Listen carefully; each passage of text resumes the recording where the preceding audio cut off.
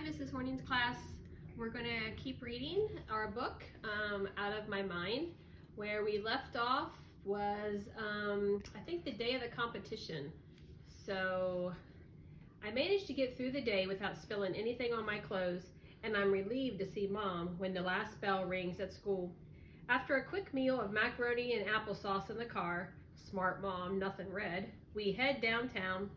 We find a handicapped parking spot right in front of the studio, and after the usual unloading the chair down the car ramp, seating me and strapping me in, then attaching Elvira, we roll inside. The receptionist, a chunky, pleasant woman with lots of makeup and frizzy hair, directs us into the staging area. I have to blink a little to figure it all out. Everything you see on TV is fake. I see the place where they film the news. When I watch it on television at home, it looks like the reporters are sitting in front of a huge window that shows all of downtown. But it's just a painting, and it's pretty small. So is the desk where the reporters sit. It seems so much bigger than at home. I recognize a couple of the reporters who I watch every day. I can't believe how skinny the morning lady is. On TV, she looks normal size. I'm going to look like a huge balloon when the camera shows me. Speaking of cameras, they are huge, like giant black mechanical space beans on wheels.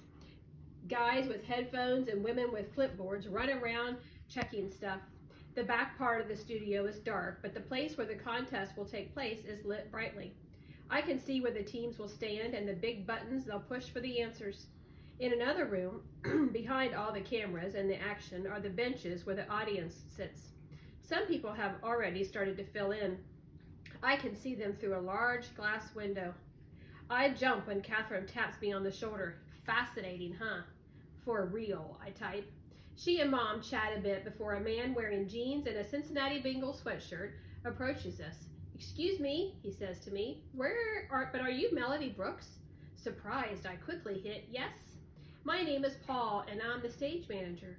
His huge hand swallows mine as he shakes it. "I'm glad you're here early. Let's see if I have you all set up correctly. We're really glad to have you participate."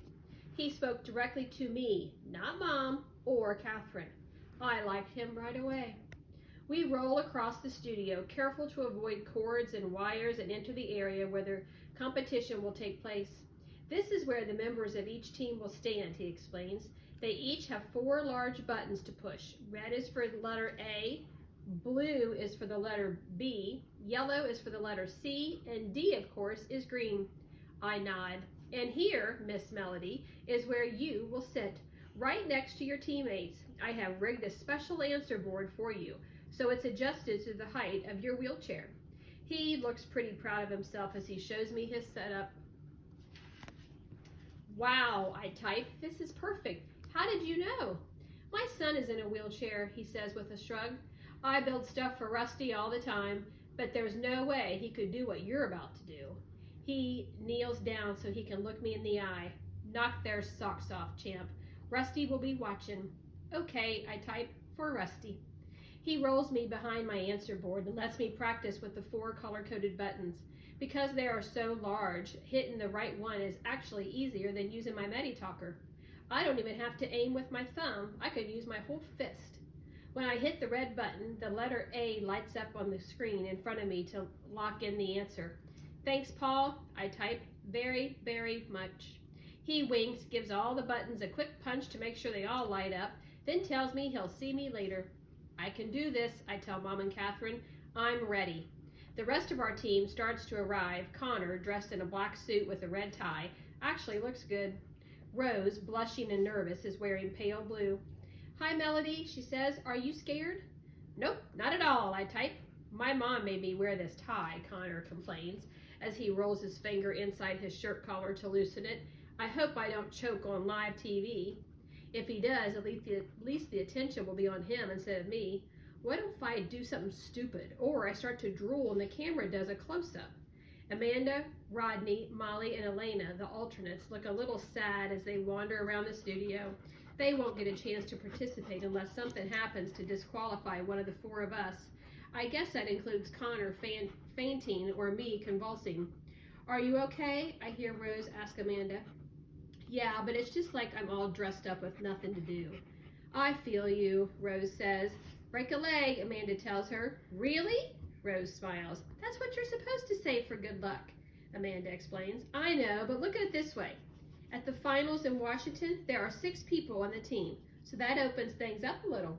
So go on out there and win. Will do. Claire and Molly make funny faces in front of the cameras, pretending they are on the air. Neither speaks to me. Look, Claire, Molly says, her voice for once in awe of something. You can see your reflection in that camera over there. Do I look okay? Claire asks, smoothing her dress. You look great, Molly assures her. You know, it really ought to be you up there instead of Melody, Claire says loud enough for me to hear. Well, I'm ready if she messes up, Molly whispers back. I just shake my head and think, delete, delete, delete. No way am I letting their negativity mess me up. I have enough to worry about. Mr. Deming hurries in then, wearing a brand new navy blue suit, a fresh white shirt, and a red vest and tie. The whole team cheers, and Connor gives him a high five. He buzzes around for a bit like a nervous bumblebee. He checks on details, wishes us all good luck, then goes in to sit in the observation area. No teachers are allowed near the students during the competition. Catherine is allowed to stand in the back behind the cameras, just in case I have an emergency. Other teams start to fill in the studio as well. One team from Green Hills Academy is all dressed in Kelly green sweaters. Not a bad idea, but the sweaters are ugly. Another team from Crown Elementary is wearing little fake crowns on their heads. That seems a little over the top. Our team hasn't done anything special. They don't need to. They have me. It's time. Cameras rolling. Someone calls out in 5, 4, 3, 2. He points at the man at center stage. The moderator, a slim guy with hair that looks like it has been glued into place, brushes a speck off his tuxedo, adjusts his red striped tie, and begins speaking right on cue. Good evening, he says, with that perfectly modulated voice that announcers seem to be born with. My name is Charles Kingsley, and I'd like to welcome you to the Whiz Kids Southwest Ohio Regional Competition. Cheers all around. In 2 weeks, the winner of this competition will travel to Washington, D.C. to represent our area at the National Championships. More cheers. We wish the best of luck to all of our young competitors. The studio quiets. The rules are simple, Mr. Kingsley explains. Teams will be asked 25 questions. Each correct answer from our 4-member team is worth 1 point, so the maximum total team score is 100 points. He pauses so the cameras can show the scoreboard.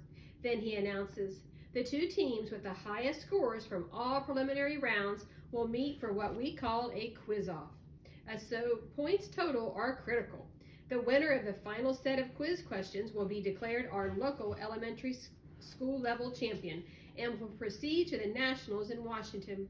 The team that emerges as the winner will appear live on national television on Good Morning America the next morning. Cheers and applause. Our first 2 teams to compete tonight will be Woodland Elementary and Spalding Street Elementary. Take your places, ladies and gentlemen. Alrighty, guys, we'll stop there tonight. I will keep reading next week. Have a good week.